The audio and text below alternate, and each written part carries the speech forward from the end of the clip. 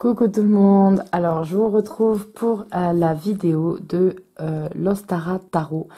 Alors il était dans ma wishlist depuis un moment et j'hésitais parce que parfois, selon les jeux, quand les illustrateurs sont différents, je trouve que certains traits se marient pas très bien.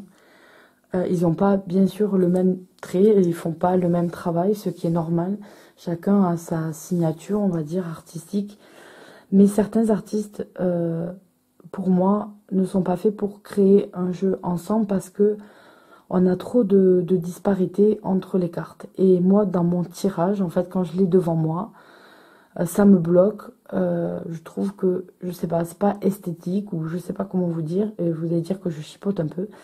Mais voilà, ça passe pas. Autant j'aime en fait autant le travail de l'un ou de l'autre.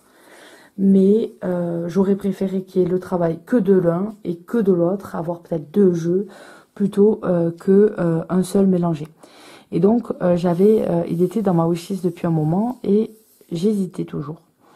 Il s'avère que sur le site, sur le groupe Facebook, où on propose des échanges et des achats d'occasion ou de choses comme ça entre nous. En fait, a été proposé l'Ostara Tarot par quelqu'un qui ne s'en servait pas, qui était quasi neuf et à un prix super attractif. Donc là, j'ai pas vraiment réfléchi parce que c'est pas un jeu que je voulais pas, parce qu'il était quand même dans ma wishlist. Mais j'hésitais et donc le prix a fait que j'ai sauté de suite sur l'occasion et je lui ai acheté, je lui ai dit oui pratiquement aux minutes qui suivaient.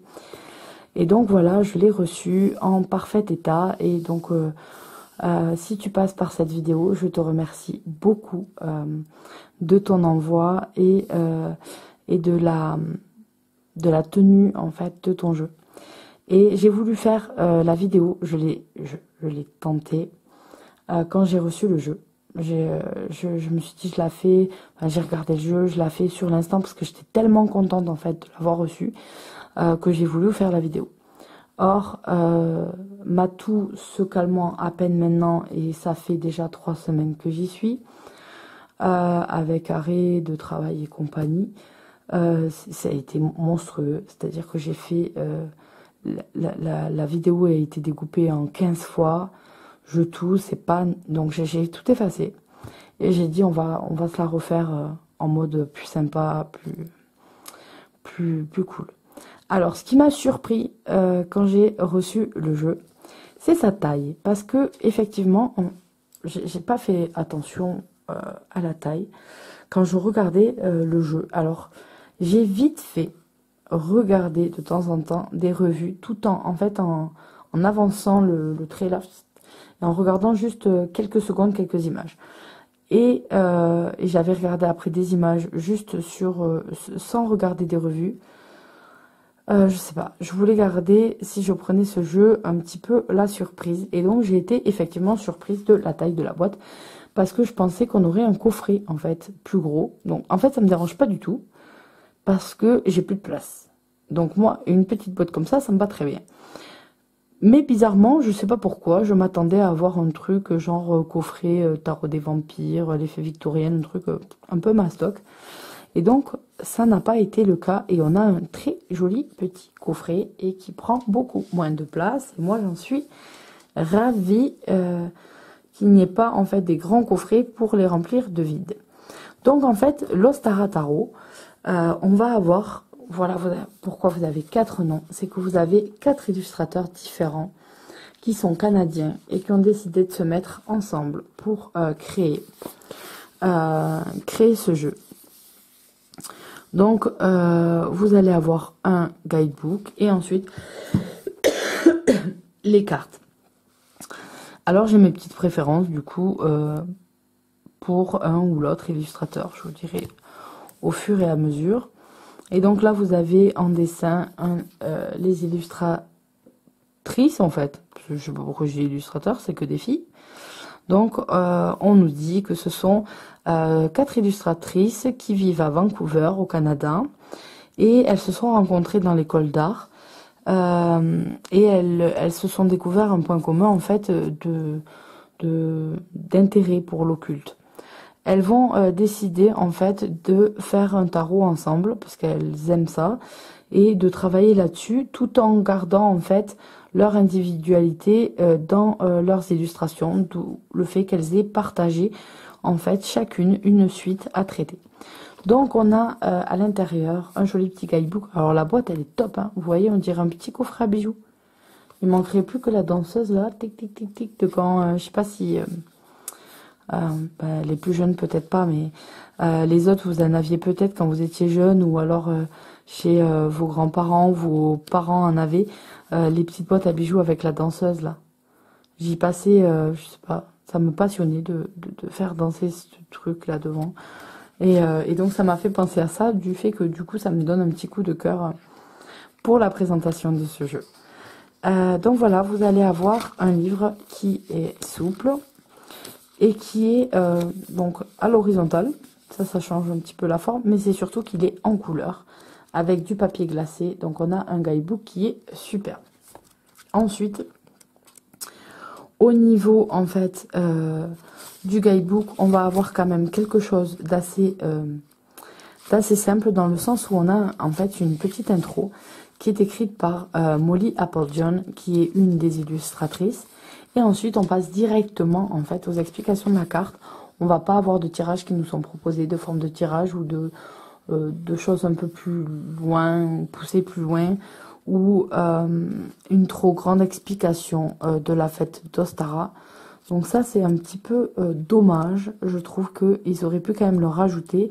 Quand on prend un jeu qui prend le thème une fête, ça serait bien quand même d'expliquer dès le début les grandes lignes de la fête. Ça serait plutôt pas mal de le recadrer. Ensuite, donc quand on va avoir les explications des cartes, on a les explications que sur une page. L'autre page, en fait, on va avoir, ça c'est pour les arcades majeures, on va avoir une représentation de la carte en couleur. Donc son nom ici, les mots-clés. Et ensuite, l'explication un petit peu de la carte avec une description de la carte et en même temps l'explication et le sens inversé. Donc on va avoir ça pour tous les arcanes. Et dès qu'on a les arcanes mineures, on partage, on a la même construction en fait, si vous voulez, que pour les arcanes majeures en plus light ici, et puis la représentation de la carte. Voilà pour le guidebook, c'est tout ce qu'il y a à dire. Donc je vais pas après m'apesantir sur les cartes, c'est un tarot, donc n'a pas un sens forcément différent, mais voilà, on nous explique un petit peu des illustrations, pourquoi avoir choisi ça, puisque ça sort parfois de l'ordinaire. Il vaut mieux comprendre pourquoi l'auteur de la carte a voulu faire ça. Mais voilà, je trouve ça dommage en fait de prendre le nom d'une fête et de ne pas expliquer plus. Donc je le trouve joli esthétiquement, il est pas mal, mais il est très léger. Donc si c'est pour quelqu'un qui ne connaît pas le tarot, ou qui connaît pas bien, qui craque pour ce tarot mais qui connaît pas bien la fête, etc., il n'est pas suffisant du tout, ce coffret, pour s'y mettre. Ensuite là, d'autres choses que j'ai à vous dire dessus. Alors hop là, on va sortir les cartes de leur petit coffret à bijoux. Pour ce qui est des cartes, alors la taille est nickel, impeccable. Regardez, les bords sont argentés, super bien fait, ça laisse pas des paillettes partout, donc ça c'est vraiment nickel. Au niveau de la qualité, c'est nickel. Elles sont assez épaisses, enfin épaisses, solides on va dire, assez rigides. Elles sont un petit peu glacées et elles sont très jolies. Le dos, moi je le trouve très très sympa. Voilà, j'aime bien les couleurs et tout, je trouve ça sympa. Et on va regarder les cartes. Donc on va avoir les auteurs, les illustratrices qui se sont plus ou moins partagées les arcanes majeures. Et ensuite chacune a pris sa suite.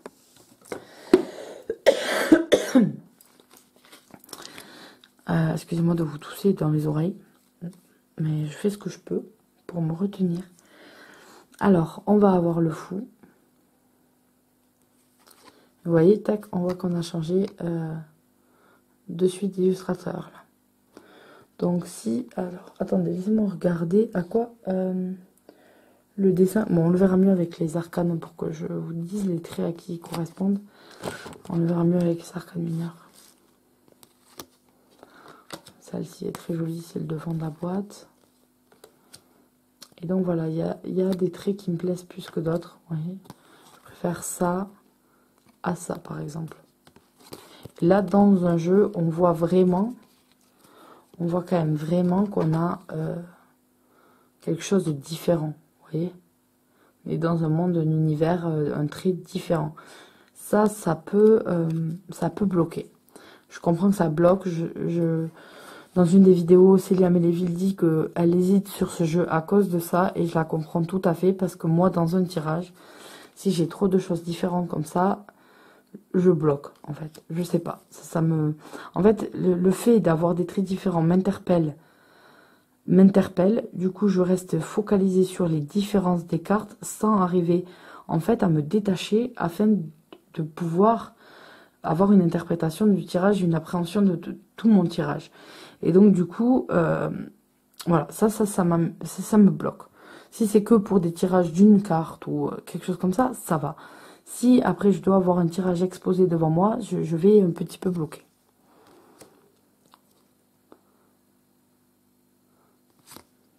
Après, c'est mon avis personnel, c'est moi qui bloque. C'est pas le cas de tout le monde, encore heureux.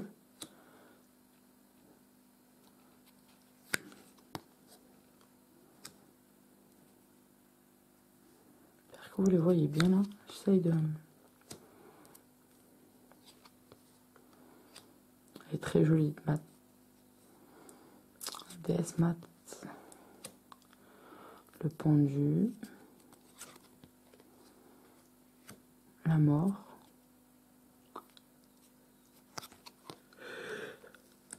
Celle-ci, je la trouve très belle. De la tempérance. Elle est magnifique.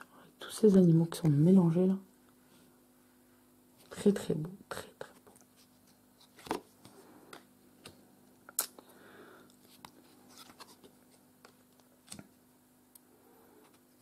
La tour aussi est une belle carte ici.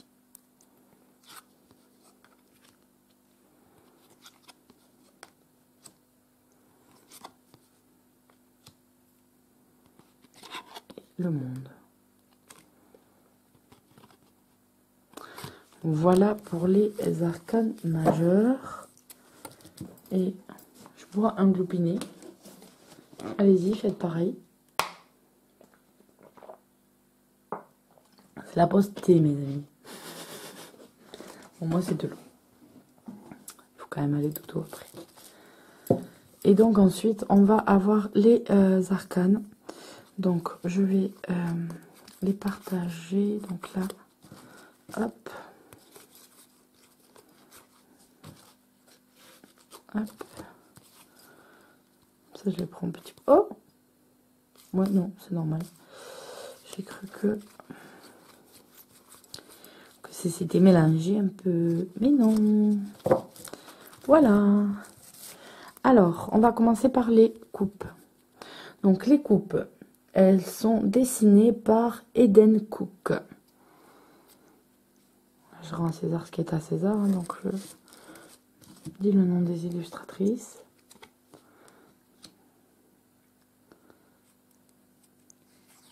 Alors, vous voyez qu'on a un jeu très coloré. On n'a pas beaucoup, on n'a pas de... Très peu de bordure en fait qui gêne. On a juste ce tout petit liseré qui cadre. Et on a, tout en ayant gardé un éventail de couleurs plus ou moins commun, on a quand même quelque chose de différent à chaque fois. Un tableau différent à chaque fois. Alors.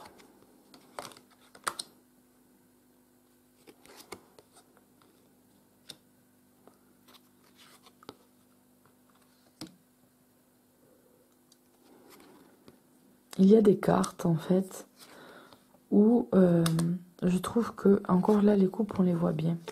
Mais parfois, voilà, quand on a cette carte, il faut vraiment qu'on fasse attention que Voilà, c'est les coupes. On a un environnement chaud, une couleur chaude, etc. Donc on aurait tendance, si on regarde que la couleur, à se dire, bon, peut-être du côté des bâtons. Et on regarde, on dit, on a des chats, mais on a des coupes. Donc on est chez les coupes.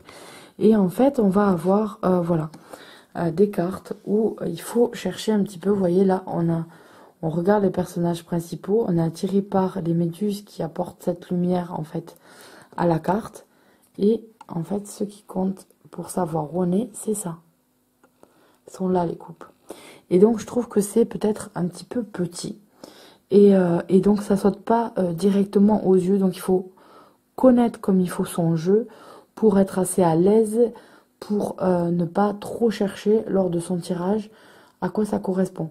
Donc, si on a beaucoup trop de cartes comme ça dans un tirage et qu'on n'a pas trop l'habitude du jeu, du coup, on va passer beaucoup de temps à chercher ça. Après, je sais pas le temps que vous passez, mais quand c'est des tirages quand même assez gros, moi je sais que je passe quand même pas mal de temps à faire le tirage. Je le fais pas là va-vite.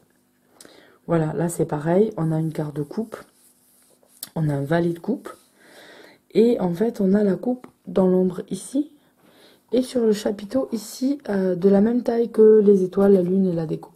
Et donc du coup, on a quand même du mal à chercher, ça c'est vraiment, je trouve, un des plus gros défauts de ce jeu.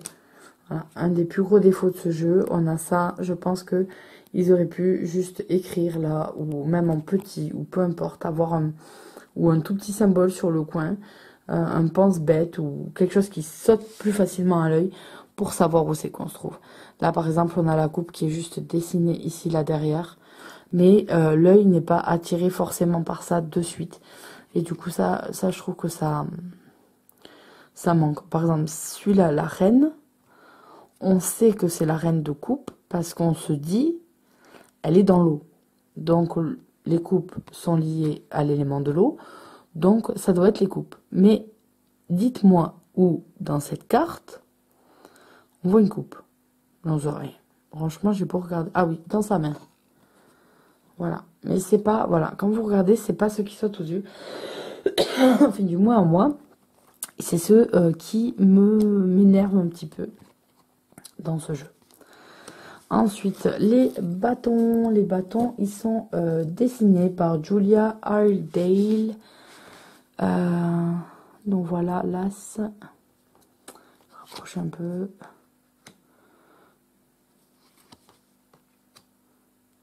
Petite grenouille. La famille lapin. Le serpent. Les serpents. Pardon, je commence à bailler là. Il faut quand même finir la vidéo, oui. Américaine. Alors.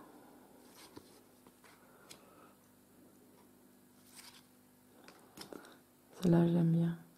C'est trop joli. Alors, j'adore les baleines. Les orques, tout ça. Et cette carte me fait peur et me fait mal, en fait. Quand je vois, je sais pas, je l'aime pas. J'ai un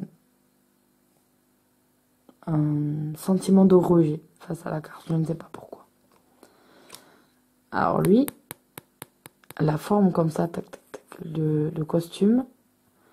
Réfléchissez à quelle autre carte, de quel autre jeu il vous fait penser. Regardez votre oracle des reflets. Moi, il me fait penser à ça.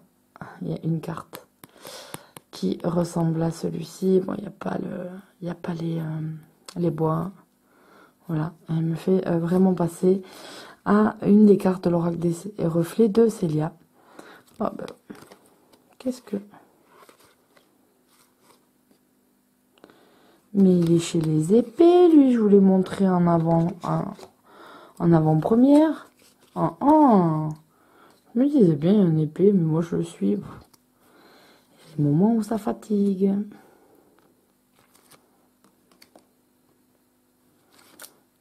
Et voilà. Tiens, des déco de Noël. Ensuite, bah, du coup, on va faire les épées. Parce qu'on a déjà vu, on a commencé par la fin. Bien joué. Donc voilà les épées. Et donc les épées sont faites par Krista Gibbard. Et c'est, je pense, une des seules suites où on voit clairement qu'on est dans les épées. Voilà, on ne peut pas les louper. Il y en a partout. Celle-ci est magnifique d'image, j'aime beaucoup. Petit raton laveur qui se barre avec les épées. Coquinou.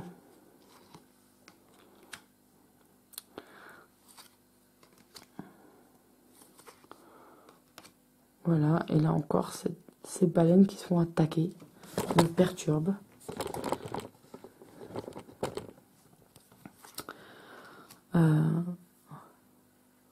Faut savoir que plusieurs fois, en fait, pourquoi les baleines? Parce que plusieurs fois, lors de, on va dire de méditation particulière, j'ai été amenée à me rapprocher des orques et des baleines. Et donc, du coup, c'est pour ça aussi que je me sens un petit peu un lien avec. C'est un de mes animaux totems. Et voilà pour le roi. Et donc on finit par les deniers. Et celle-là, je la trouve trop belle. Et c'est les dessins de Molly Applejohn, qui est en fait bizarrement la suite que je vais préférer dans ce jeu. Normalement, je me sens très proche des coupes. Je suis d'éléments eau.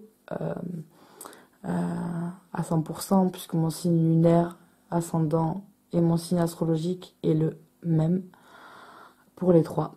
Et du coup, voilà, mes animaux totems sont liés enfin, en tout cas, le principal est lié à l'eau. Et donc, du coup, c'est vrai que j'ai tendance à tout le temps me rapprocher des coupes. Et là, par contre, dans cette suite, moi, j'adore les dessins qu'elle a fait. Et voilà, c'est Molly Applejohn, si je devais choisir entre les quatre, qui pour moi serait lauréate de la suite la plus touchante et mignonne. Donc là, on a ce petit mulot avec son petit denier. Et je trouve sa façon de dessiner, les couleurs, etc. C'est ce qui m'attire le plus, moi personnellement.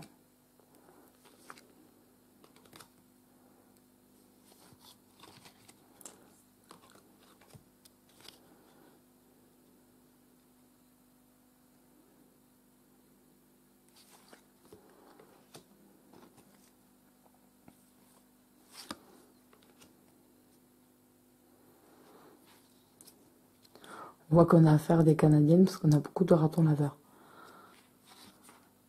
Si on fait ce même jeu en France, on n'aura pas de ratons laveurs. C'est pas la première chose qui va nous venir à l'esprit. Ce qui est bien dommage.